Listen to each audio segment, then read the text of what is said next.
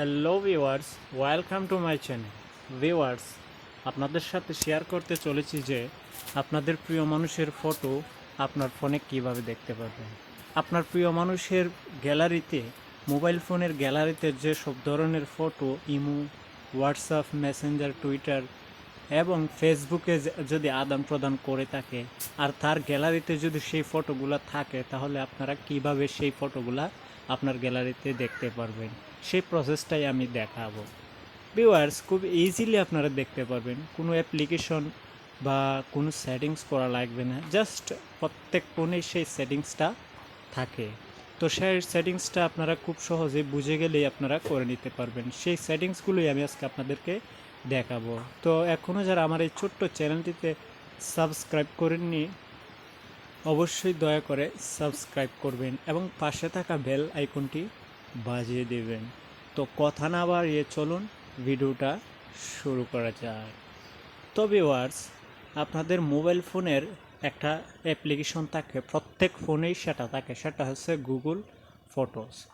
তো Google photo এমন কোনো মোবাইল নেই যে গুগল ফটো সেই অ্যাপ্লিকেশনটা থাকে না।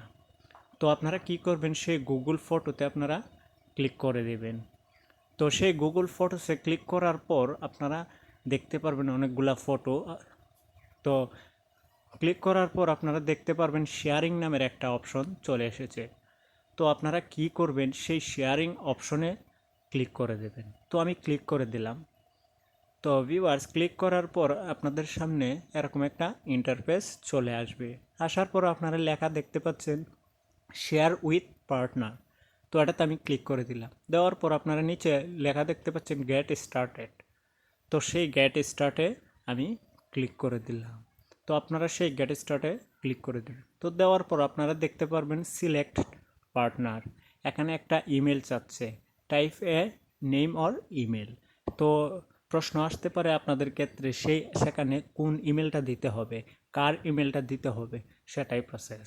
তো ভিউয়ার্স, আপনার প্রিয় মানুষটির মোবাইল ফোনটা 1 মিনিটের জন্য হাতে নেবেন। আনার পর আপনার যে জিমেলটা সবসময় অ্যাক্টিভ থাকে আপনার ফোনে, সেই জিমেলটা দেবেন। কোনো পাসওয়ার্ড লাগবে না, জাস্ট জিমেলটা দিলেই হয়ে যাবে। শুধু আপনার জিমেলটা দেবেন যেটা অ্যাক্টিভ থাকে, আর সেই কাজটি করতে হবে আপনার প্রিয় মানুষটির ফোনে।